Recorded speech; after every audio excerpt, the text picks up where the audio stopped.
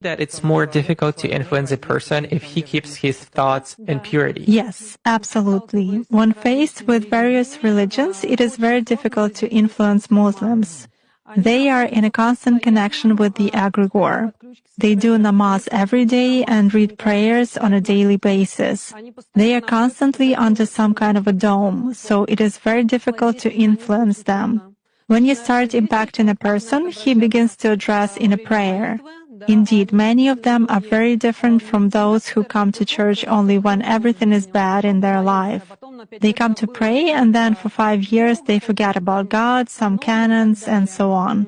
Muslims, as a rule, passionately believe and passionately give energy to their egregore, and this egregore protects them very well.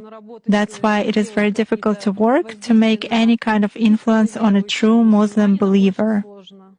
Is this some kind of a good egregore? Well, for them, yes. This egregore is good for adepts who contribute good energy to it. How do you sense it? For instance, you have found an energy trace of such person. What's next? Do you try to drag him somehow to visualize this threat and you fail? Or how do you do that? It disappears. I cannot get a grip on it. I focus on it, but something immediately knocks me out of the flow, just like that. Or I visualize a person in front of me clearly and can affect him even at a mental level, but some image is not created in my mind at all. I even look at a photo, reproduce an image, but it vanishes from my mind.